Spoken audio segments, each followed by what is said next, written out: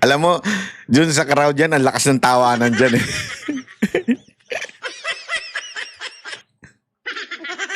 Hayop na congresswoman to. Gusto ata mag-isang tumaman to eh. Dapat ito, alam mo, ito dapat nang din-disqualify eh, di ba? Hindi, kasi kahit saan mo angulo, kasi sabihin na natin, baka magpalusot yan eh. Hindi naman nangyari yan during the campaign. Malamang, alam mo yan ang pupunto nila eh. Ayan ang kanilang kahit naka-campaign t-shirt siya ha, malamang siya malamang, yan ang i-ano nila, i-defend nila. Wala pa namang campaign, di pa naman start ng campaign period, so okay lang. But still, mali pa rin po yan, di ba? Epal pa rin po yan. Anong pinamimigay mo? Di ba? Ayuda. O sige, ayuda. Bakit kailangan kang pumapil? Di ba dapat ang nagbibigay niyan yung national government? Hindi mo trabaho yan. Hindi lang sobrang epal niyan.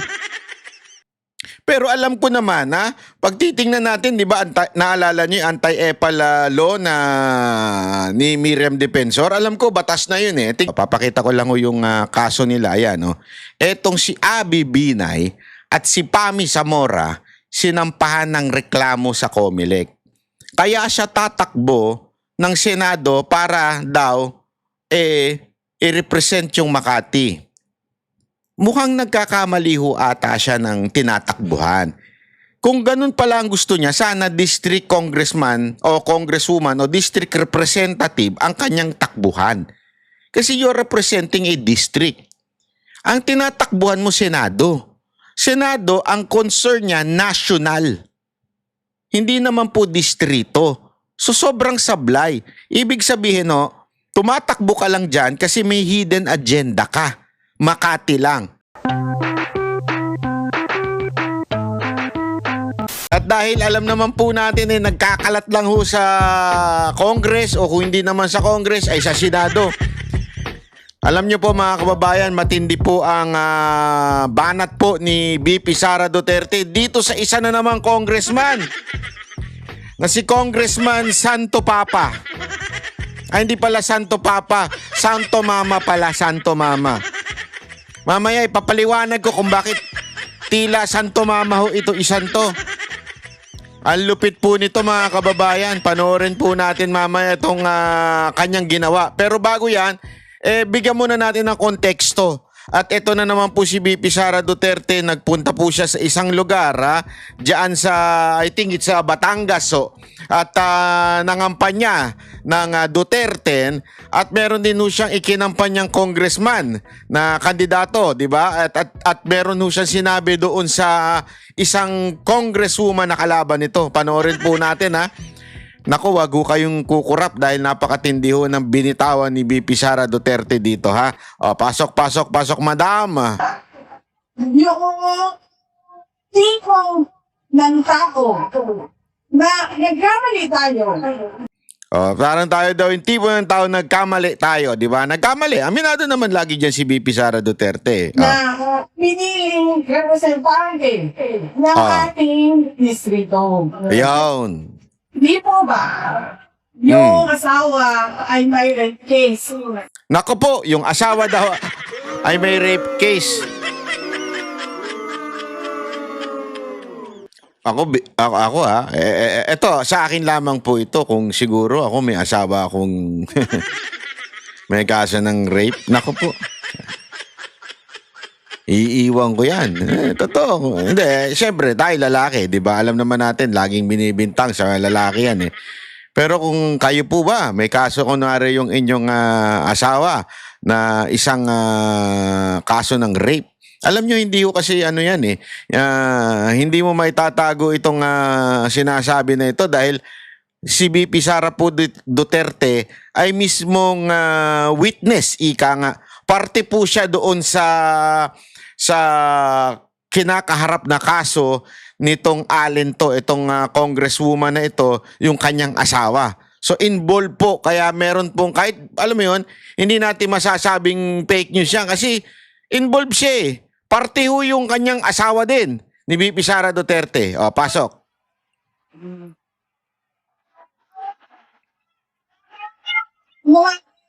siya sa asawa ko. Lumapit daw siya sa asawa niya na isang abogado. Abogado. Mm. Pasensya na sa audio Sinubukan natin yung best natin makakuha ng edit na maayos hindi talaga natin makakuha. Kaya nung inedit ko po ito medyo naayos naman pero may mga hindi pa rin maintindihang words. Kaya lang, kami na po ay alam mo, kanahanap buhay talaga sa amin yung asawa ko. So naghahanap buhay lang daw sila ng asawa niya. Yung asawa niya na si Attorney Man Scarpio isa hong abogado. Nilapitan daw po nitong congresswoman na ito at humihingi ng tulong dahil yung kanyang asawa ay kinasuhan ng rape. Yun po ang kwento niyan. Okay? Ulitin ko. Yung asawa ni congresswoman kinasuhan ng rape. So si congresswoman, hindi ko alam kung congresswoman na siya at that time, lumapit kay BP Sara at humingi ng tulong doon sa asawa ni BP Sara Duterte na abogado. Siguro, alam naman natin, si BP Sara Duterte matagal nang naging mayor at kung panahon naman na mayor ang kanyang ama, vice mayor siya. So, hindi niya magagampanan ng pagiging abogado nito, congresswoman na ito. So, yung asawa ngayon ang naging abogado nung asawa ni congresswoman. May naghahanap buhay. Sige, pagkapin natin ito. Dahil naghahanap buhay yung asawa, sige, tanggapin natin ito. Tapos na ang kaso. Magbayad tapos ka na. ng 8 million. Magbayad ka na ng 8 million. Kasi tapos na yung kaso. Mga kababae, baka magtaka kayo, bakit naman ganyan kalaki? Ganyan, malaki ho talaga. Kaya nga sabi ko nga sa inyo, kahit po ako namulat po ako sa ganyan, kahit ito nga sinasabi ni Pastor Kibuloy, marami talaga ang nakukulong dahil lang walang abogado.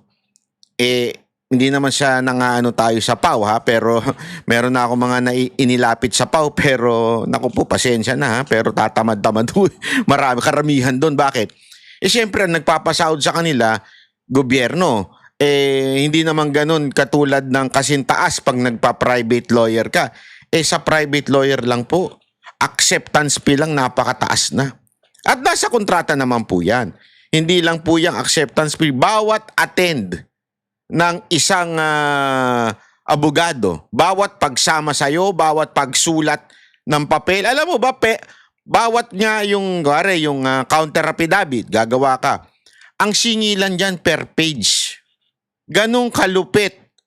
Kaya nga, marami talaga nakukulong na, sige na, ikulong nyo na lang kami. O kaya naman hinahayaan na lang dahil wala magagawa walang pera. So dumidepende sa PAW, minsan tamad ho. Minsan nung naman, ewan ko kung minsan nung madalas.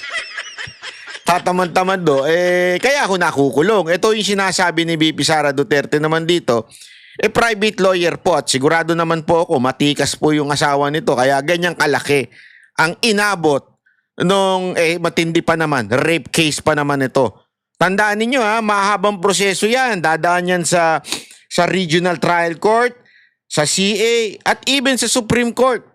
So napakaraming kasi baka nagtataka iba bakit 8 million. Napakarami yung aatenan na hearing yan.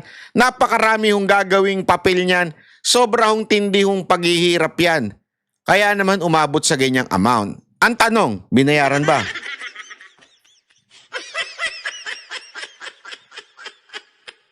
Sana pala, pinabayaan nyo na lang makulong. Ilang beses, siningil, na hindi na bayad. Ilang beses siningil na hindi nagbayad. Grabe. Naalala ko tuloy may mga utang sa akin. Hayop. Nasunugan. Binagyo.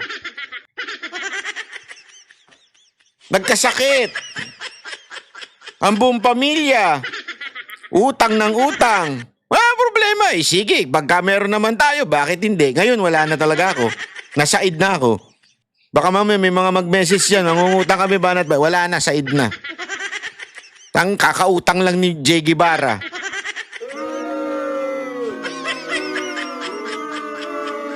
Ang bira ito si Jay Guevara, pati ko binibiktima. Huwag kayong mag-alala mga kababayan, ha? Paki-message na lang siya. Hoy, bayaran mo yung utang mo kay Banat Bay, ha? Mahiya ka pag di mo binayaran niya, babanatan ka daw niya, animal ka araw-araw. Adalay. Ganyan ang klase ng tao na mali natin na napili. Tinatakbuhan ang utang. Nako, grabe ho. Mantakin mo, tinatakbuhan ng utang.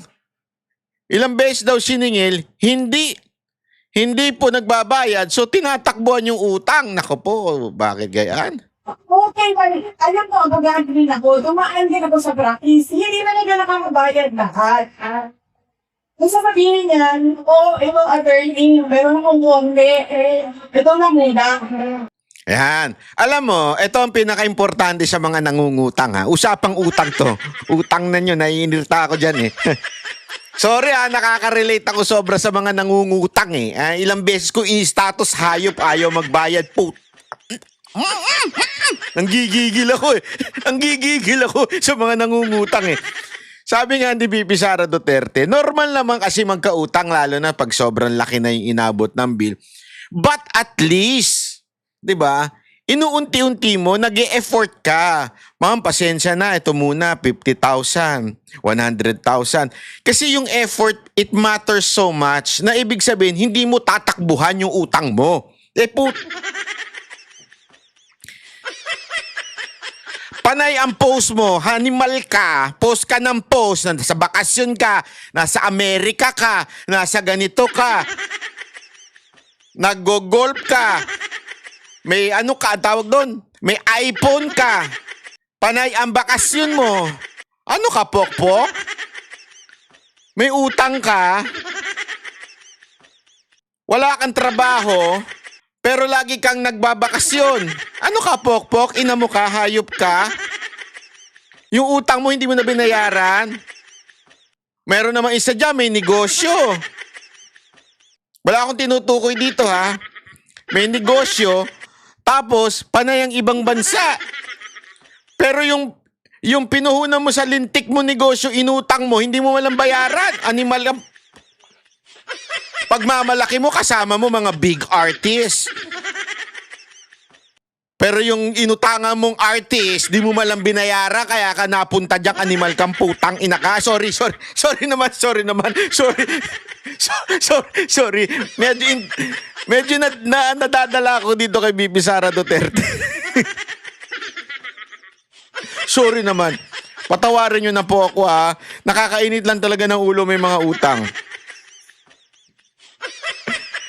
Alam ko, marami sa inyo nakaka-relate. Di ba? Itaas nyo kamay nyo, wag kayong pa magpanggap diyan. Marami sa inyo nakaka-relate. It's either kayo yung nautangan o kayo yung nang utang, animal kayo. Hindi, totoo. Sino dito ang mga inutangan? Taas ang kamay. Taas ang kamay. Pakitaas na rin yung paa pagka pwede. Di ba?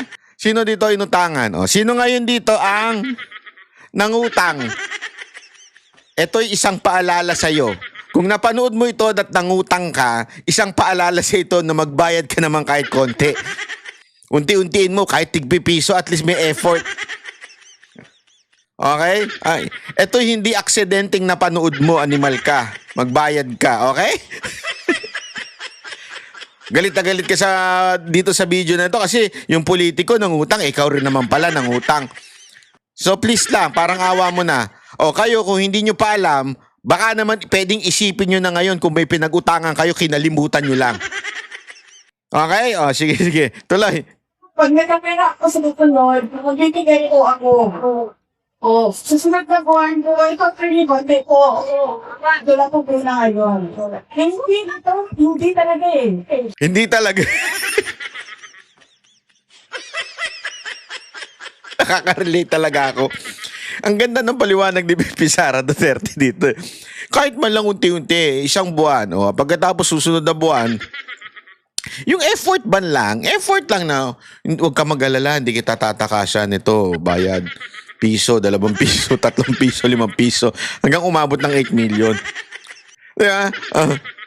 Hindi talaga yung sabi ni Bibi Sara Duterte. Hindi talaga. Ito pa matindi. Kunwari, walang nangyari. Kunwari walang nangyari. Ayop. I can relate. I can relate talaga. Yung parang walang nangyari. Ang saya-saya sa Facebook. Panay ang post. Panay ang post ng mga pinagpala. Thank you, Lord. May pag ganun pang post. Anong thank you, Lord? Lord Byron. Okay, pangalan ko nga pala yun. Yung mga, thank you, Lord. Thank you for the blessing. Ang hayop ka. Blessing sa akin galing yan. Magbayad ka naman, animal ka. Di ba? Tuloy. Tapos, nakikita ko, na.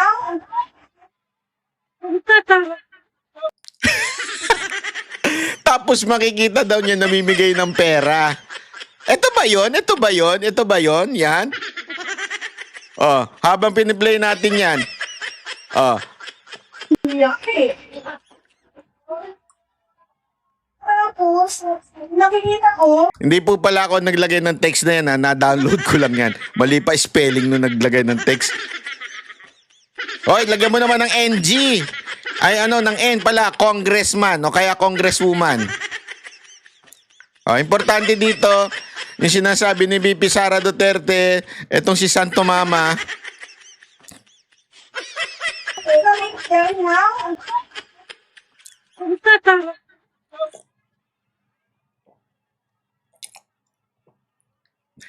Alam mo, dun sa crowd yan, ang lakas ng tawanan dyan eh.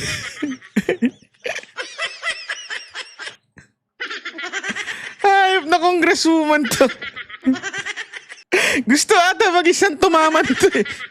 Dapat ito, alam mo, ito dapat nang din-disqualify eh, di ba? Hindi, kasi kahit saan mong angulo, kasi sabihin na natin, baka magpalusot yan eh. Hindi naman nangyari yan during the campaign. Malamang, alam mo yan ang pupunto nila eh. Ayan ang kanilang kahit naka-campaign t-shirt siya ha, malamang siya malamang, yan ang i-defend nila. Wala pa namang campaign, di pa naman start ng campaign period, so okay lang. But still, mali pa rin po yan, di ba? Epal pa rin po yan. Anong pinamimigay mo? Di ba? Ayuda. O sige, ayuda. Bakit kailangan kang pumapil? Di ba dapat ang nagbibigay niyan yung national government? Hindi mo trabaho yan. Hindi lang sobrang epal niyan. Pero alam ko naman, pag titingnan natin, di ba, naalala niyo yung anti-epal law na ni Miriam Defensor? Alam ko, batas na yun eh. Tignan natin, wait lang Chotomate, chotomate ko dasay, Wait. Anti-epal law when it was passed, ED. Ayan. Ayan. Republic Act number 10924 is commonly mistaken as anti-epal law but to clarify. Ayan. Ayan yung mga kaepalan. Ayan. House Bill number 1799. It was filed in 2010, passed in the House ng 2012. So, however, 2016, ayan, tama, Pati si Pangulong Duterte issued a strong anti-epal directive. Di ba? So, ibig sabihin, batas din po yan. Yung ganyang kaepalan. Although the anti-epal law, just to be clear para hindi tayo ma-misquote ng iba dyan, ito yung tungkol sa paglalagay ng yung paglalagay ng pangalan and faces on government-funded projects. Okay? Kaya nga actually, this is worse. Bakit? Yung anti-epal law, which is yung tinatawag nating Republic Act 10924, ang nilalagay doon ay yung bawal kang ilagay mo yung mukha mo sa mga proyekto ng gobyerno. Okay. Ano ang espiritu ng batas na yun? Which is, dapat ang proyekto ng gobyerno ay para lamang po sa bawat Pilipino at hindi mo dapat gamitin yan para ma-promote ka. Okay? Dahil hindi mo pera yan ng taong bayan. Tax galing yan. Di ba? So, how much more ito? Ito'y isang proyekto ng ating gobyerno, ang ayuda, IX, TUPAD, whatsoever. Any form of ayuda is a project from the government. Mas malala ito. Hindi lang picture niya inilagay. Pati yung kamay niya ipinato. Gago! Di ba? Kanya-kanyang kaipalan eh. Yung iba namimigay na nga lang eh, di ba? Inaabot. O yun, epal na yun. Ito, mas pinakamatinding kaipalan. Ito ang reyna ng epal. Mantakin mo talaga binabasbasan niya. Kaya tuloy si Bibi Sara Duterte dito. Talagang,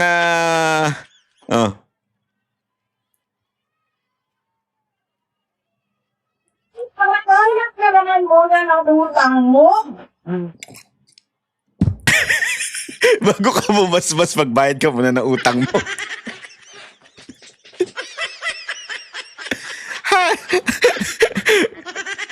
Magbayad ka, bigay ka ng bigay sa ibang tao, hindi ka pa pala bayad ng utang.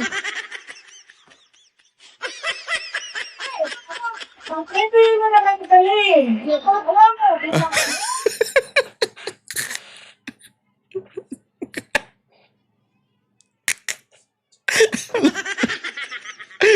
Alam mo, pag narinig yung original nito, yung mga tao nagtatawanan eh.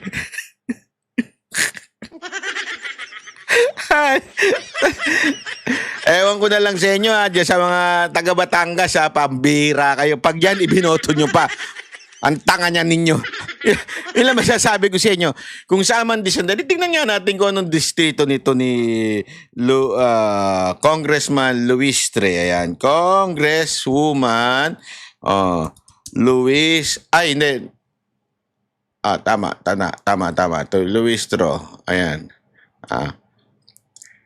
Ito, Batangas 2nd District, ha? Pag ito ibinoto nyo pa, mga taga Batangas 2nd District, kung ito iboboto din nyo, ang laki ninyong mga tanga. Pasensya na po, ha? Masakit pakinggan. Pero, mantakin mo, pera ninyo yan. Tax ng bayan yan. Ano to, binabasbasan pa? Anong klaseng kalokohan to? Pari ba yan? Santo Mama ba yan? Ganyang kaepal yung congresswoman ninyo, iboboto nyo? Ang laki ninyong ano. Yeah, sorry po pasensya na mga taga, wag nyo namang iboto na ulito. Siguro noong una nabudol tayo, walang problema. Hindi kasi nailabas ho ito. 'Di ba? Ibig sabihin, hindi po ito naibulgar. 'Di ba? Pero ito, ngayon, binubulgar na ni BP Sara Duterte, etong ganitong klase ng congresswoman nyo, pag nagpabudol pa kayo, ewan ko na lang. Ewan ko na lang talaga. Yeah? Pag nagpabudol pa kayo, ewan ko na lang talaga. Tuloy. ako ang inang, ako ang pare. Ako ang pare. Ako ang inang, ako ang pare. Ako ang ninang? Ninang ba yun? Naglaw. Ako ang ninang, ako ang pare. Ako ang ninang, ako ang pare. Watch ka rin. Tawag mo sa tumatakbo sa hindi na babayan ng utang. Yan. Dora. Yan. Oo, sana. Pinagin natin. Nagkamali tayo ng pili ng presidente. Nagkamali kung tayo ng pili. Hindi natin maging na yung halakang din. Oo. Diba? Diba? Nagkamali na kayo sabi niya, pili ng presidente. Nagkamali pa tayo ng pili ng congressman o ng representante ninyo diyan sa Batangas 2nd District. Kaya ako, eto mga kababayan, ang ikinampanya po ni BP Sara Duterte diyan ay walang iba. Sandali, tingnan natin para sigurado tayo. Parang BP Sara campaign against Luis Tro. Ayan. Okay. Si Abu. Ayan. Ang kinakampanya ngayon niya dyan ay si Abu po. Ha? So, sino ba ito? Si Abu. Ayan. Si Congressman Abu. Ayan. Ang ikinakampanya niya ay si Raneo Abu. So mga kababayan, mas mabuti pa yun na lang ang inyong iboto dyan, di ba? Ayan po ang, so mas mabuti yan as, okay? Ito, sandali ha, tingnan natin.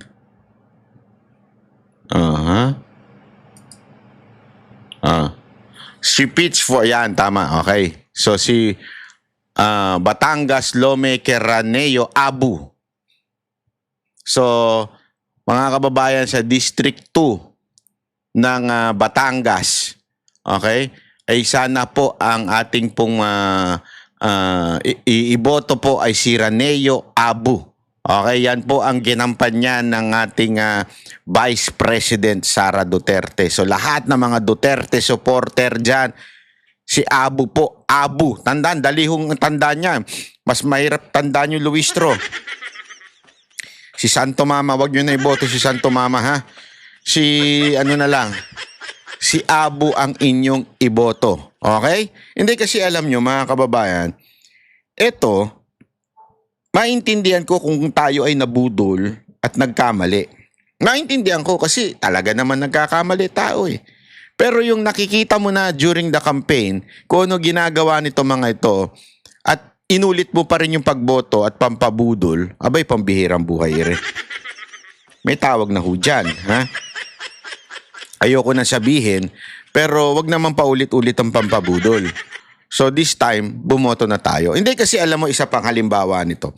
Eto ha, dito sa, sa Taguig, meron isang tumatakbo dyan na sobrang yabang. Yung sobrang yabang na yan. Ito yung feeling entitled na congresswoman na binastos din si VP Sara Duterte. Okay? Ngayon, ipapakita ko sa inyo na itong tao na ito actually ay nakasuhan. Bakit to? Ito, papakita ko lang yung kaso nila. Ayan, Etong si Abby Binay at si Pami Zamora sinampahan ng reklamo sa COMELEC. Nakasuhan, no? Bakit to? Kasi itong dalawan to, magkalahi ho ito eh. Magkapareho sila ng klase ng pagkatao. Okay? Papakita ko sa inyo para maintindihan ninyo kung bakit ko sinasabi ito. Kasi nga ito yung mga galit sa mga Duterte. Ito po yung mga lumalaban sa mga Duterte na ibubunyag natin ngayon ang kalokohan at katarantaduhang ginagawa nila. Ipakikita ho natin. Ito yung speech kung bakit sinampahan sila ng kaso. Ito po yung speech nila. Ipakikita ko lang sa inyo. Kaya tayo po ay nagdesisyon na tumakbo po sa Senado dahil dadalhin po natin ang laban sa Senado. So, ang konteksto nito mga kababayan, eto si Abby Binay nangangampanya sa Taguig. Okay? Kung saan yung EMBO na ang nagdesisyon na ay Supreme Court. At sinabi na po ng Supreme Court na sa Taguig yan. Diyan siya ngayon nagpunta at nangangampanya. Pinapanood ko na to sa inyo isang araw eh. At ang sinasabi niya, kaya siya tatakbo ng Senado para daw i-represent yung Makati. Mukhang nagkakamali ho ata siya ng tinatakbuhan. Kung ganun pala ang gusto niya, sana district congressman o congresswoman o district representative ang kanyang takbuhan. Kasi you're representing a district. Ang tinatakbuhan mo Senado. Senado, ang concern niya national. Hindi naman po distrito. So sobrang sablay. Ibig sabihin tumatakbo ka lang dyan kasi may hidden agenda ka. Makati lang. Abay mga kababayan, ako'y nananawagan sa inyo sa buong national. Etong isang to, ang concern lang niya Makati. Bakit niyo iboboto to si Abby Binay? Makati lang pala eh. Mga taga Makati na lang bumoto sa kanya. Sa katunayan niya, nagkakagulo pa sila nung kapatid niya eh. Yung kapatid niya na senador, ngayon tumatakbong mayor. Hindi ayaw ayaw nito mawala sa kapangyarihan, kaya niya pinatakbo yung asawa niya. Tapos pamantakin mo, nilagay ba naman ng AKA dun sa COMELEC dinagdagan niya ng pangalan na Abby kasi hindi nga naman kilala yung asawa niya, nilagay niya pa talaga yung pangalan niyang Abby. Ganon sila ewan ko kung anong tawag mo dyan, walang delikadesa, walang honor eh. Mantakin mo, nag-aaway sila ngayon doon dahil tumatakbo si Abby Binay, yung asawa niya, at saka si Dancy Binay na senador. Ang nangyari kasi, hindi na pwedeng, I think, hindi na pwedeng tumakbo si Nancy Binay. Kailangan niya na magpahinga for Senate kasi may certain period lang yan eh. Dapat pahinga ka muna. So ang ginawa niya, tumakbo na lang siya na mayor. Ibig sabihin, ayaw din mawala sa posisyon. Ito naman si Abby Binay, tapos na rin siya ng 9 years. Kasi tatlong term ng pagiging mayor, tatlong term na 3 years, so 9 years. Tapos na rin siya. Ayaw din bumitaw sa posisyon. Masyado ng lulong. Lulong sa kapangyarihan.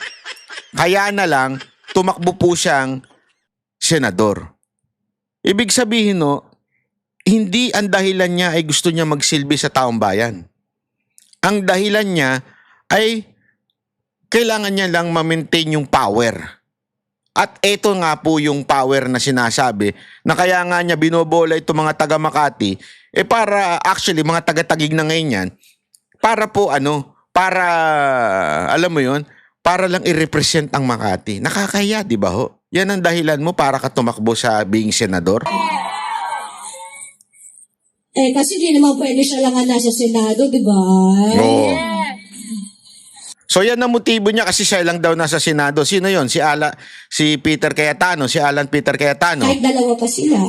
Dahil dalawa pa sila, si Pia Cayetano. So sa madaling salita, tumatakbo siya dahil inggit. O kaya tumatakbo siya dahil lang gusto niya na may power din sila. Power lang talaga eh. Mamaya papakita ko sa inyo kung bakit anti-Duterte ito. Kaya natin yan.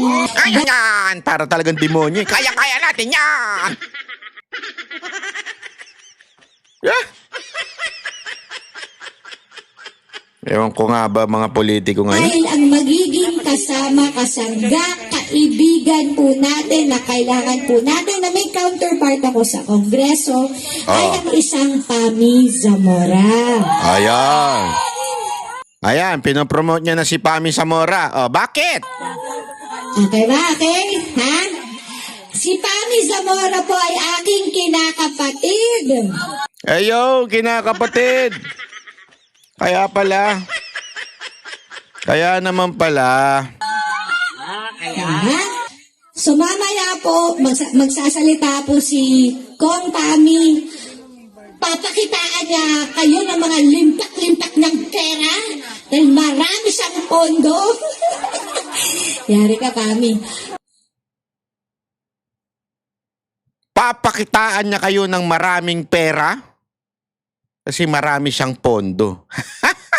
Bakit kaya marami siyang pondo? Bakit limpak-limpak ang salapi niya? Ako alam ko kung bakit. Sa tingin ko ito ay aking opinion lamang. Sa tingin ko kaya malaki ang kanyang pera, limpak-limpak ang kanyang pondo. Hindi po ako nagsabi Yung kumare, yung kinakapatid mo, ay dahil siguro dito. Unang-una, the presidency of 2022 was mine already. Na nanalo na ako sa surveys, lahat ng tao solid na, united na for my candidacy. Pero I gave it away because I felt I had to do some other things other than being President of the Republic of the Philippines. Would you like to comment on that? Then why didn't she run? Ayan na, ito na yung medyo may pagka-condescending na bastos. Bakit di siya tumakbo? Ganun eh. Ugali nito parang spoiled brat eh. If she had it in the bag, she should have... Dapat tumakbo siya.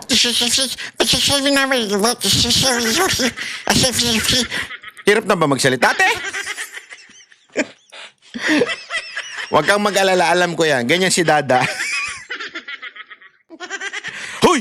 ayos-ayos magsalita ni Dada. Dada, kamag-anak mo ba ito?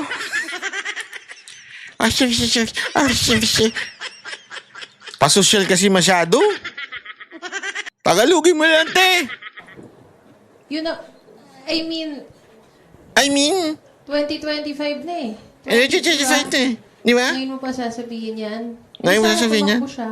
Oh, di sana tumakbo siya. Yung presidency, kita naman nating lahat sa history, destiny yan. Kung talagang para sa kanya yon, then dapat para sa kanya yon. Ganyan po kabastos ito. Sorry. Kasi, di ba, I mean, what was that statement for? Then she should have filed to be president, to run for president, but she didn't. She filed to run for vice president, and now she's our vice president. So, that's what it is. That's what it Yun is. siya. Yun siya. That's what it is. Pasosyal kasi, te. Eto po mga kababayan, pinapakita ko lang sa inyo. Isa ho ito sa mga bataan. Kasi ito yung time na dinidinig po yung kanilang pagbibintang diyan sa kamera. Kung matatandaan ninyo yung pinamumunuan ni Chua. Ito po yung time na yun eh. At lagi sila nagpapapresko, nagpapakwito mga ito. Kasi baka dahil sa pondo. Hindi natin alam, di ba? Hindi natin alam kung ito ba ang dahilan kung bakit maraming pondo si ating. Hindi, sa tingin ninyo, ito ba ang dahilan? Kasi ang bali-balita ito sa kamera. Sa totoo lang, hindi po, ang nagsabi po sa akin ito, mga congressman, kailangan sumipsip ka, bumanat ka kay BP Sara Duterte kung gusto mo ng pondo. Tapos naalala ko yung sinabi ni Abby Binay. Eto, maraming pera at maraming pondo. So naalala ko yun. Naalala ko tuloy ito. Sabi ko, hindi kaya totoo yung sinasabi ng iba? Mga kongresista natin, sinasabi nila na maraming pondo pagbabanat ka kay BP Sara Duterte. Gago! Ano sa tingin ninyo mga kababayan, yung kaya ang dahilan kung bakit maraming pondo ito si Zamora?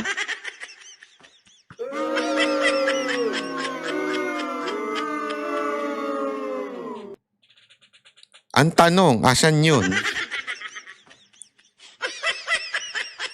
Kaya ka tuloy na dedemanda, te. Ayan, kaya ka na dedemanda. Oh, apple na lang kulang. Hindi, kaya ka tuloy na didemanda eh. Kasi, etong si Abby Binay, pinagsasabi niya pa na, oh, ito, maraming pera ito. Oh, may pondo kayo. Ay, may maraming pondo ito. Oh, ito. Kaya Ulit. tayo po ay nagdesisyon na tumakbo po sa Senado dahil kaya natin yan. Dahil ang magiging kasama Kongreso ay ang isang Pami Zamora. Oh. Okay ba? Okay? Ha? Oh. Si Pami Zamora po ay aking kinakapatid. Ha? So mamaya po, magsasalita po si Kong Pami. Papakitaan niya kayo ng mga limpak-limpak ng pera. Yon! Dahil marami siyang pondo. Yari ka, Pami.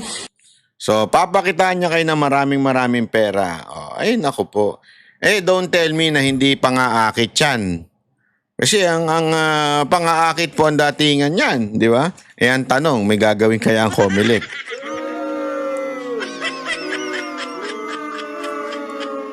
Hindi, kasi ito sorry, in fairness meron silang mga pinapatawag pero ang mabilis na aksyon nila ay yung disqualification nung kalaban ni Romualdez. Pero yung issue nga, 'di ba, yung issue kay ano ba to, kay Mayor ano ang pangalan nun, Mayor Degamo, 'di ba? na tumatakbo, I think, di ko lang sure kung tama ito ha, it's either 2 or 3. Basta mayor siya ng 2, tumatakbo siyang congresswoman ng 3, District 3. Hindi pwede yun. Kasi mayor ka eh. Kung gusto mo sanang tumakbo ka ng District 3, di sana hindi ka mayor ng District 2. Di ba ho? So ibig sabihin meron talagang problema po doon. Di ba? So sana po mga kababayan, tingnan ho natin. Talaga, bantayan natin tong Comelec. Mukhang merong problema dito sa Comelec eh. Diba? Kung sino lang yung kalaban, doon lang mabilis umaksyon. O yung pagpapatawag, naintindihan ko yan. Pero yung bilis ng aksyon, naku po. Diba yung aksyon aksyon ng decision. Ang dami pa pong pending na dapat dinidisqualify. Kasama na po dyan yung kay Mayor Degamo, diba? Dapat dinisqualify na yan. Pinag-usapan na natin yan dito, bakit hindi? Ewan natin. Eto na naman, di ba? Itong si Congressman Congresswoman Zamora, at saka itong si Abby Binay, yan, lantaran na nang-aakit ng pera. Maraming pera yan. Maraming pondo yan. Hindi pala marami, papakitaan kayo ng pera niyan. At maraming pondo yan. Ayan po ay caught on video. Alam nyo mga kababayan, nakakalungkot lang po. Dahil lantaran ngayon ng mga ganyang klaseng statement na tila, ewan ko kung nagbibingi-bingihan ba ang Comelec. Pero gayon pa man, alam nyo mga kababayan, nasa kamay nyo naman yan eh. Tanggapin nyo yung pera, pero wag nyo iboto. Ipaalala ko lang sa inyo kung bakit ko nasabing anti-Duterte itong mga Binay. Alam nyo, bago pumasok si PRRD at umangat, ang number 1 na noon ay si Binay, yung kanilang tatay. Kasabayan niya yan, sila Marrojas eh. Kasi kung makikita ninyo sa kasaysayan, laging ganon. Laging yung oposisyon ang nananalo. Bakit? Kasi frustrated doon sa administrasyon na nakaupo. Kaya at that time, grabe ho, ang laki ng lamang ni Binay nun. Number 1 si Binay nun. As in, siya na po yung siya na po talaga yung alam mo yun, pero pumasok si Pangulong Duterte sa eksena. And kita nyo naman ang pag-angat niya during the campaign. And alam naman natin, tinalo niya po si Binay. Kaya talagang matindi po ang nitong bitterness ng mga Binay sa mga Duterte. Malupit po talaga ang kanilang bitterness. Kaya nga kita nyo to, ito si kaya pala madaldal tong si Zamora. Kinakapatid pala ng mga Binay. Di ba? Diyan pala makikita nyo na talagang, kaya pala maingay itong Zamora na to. Kasi nga, kinakapatid ng mga Binay. Ang mga Binay, galit nga sa mga Duterte. Ganyan Kasi yung pangarap nilang maging presidente, yung tatay nila, hindi natupad. So ngayon, gumaganti na lang sa mga anak. At eto na nga, gumaganti na. Di ba? So, sino ho yung nambastos kay BP Sara Duterte? Talaga nagpapapreskon pa. Baka sabihin nyo hindi binastos ng personal. Nambastos in a sense na tinan nyo naman ng pagsagot. Di ba? Hindi condescending.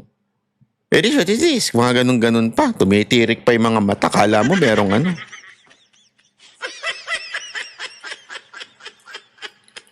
kasi nga, po ni Binay. Kaya mga kababayan, ako po nananawagan sa inyo, Ako nananawagan po sa inyo. Sana naman, wag po natin iboto to si Binay, si Abby Binay sa Senado.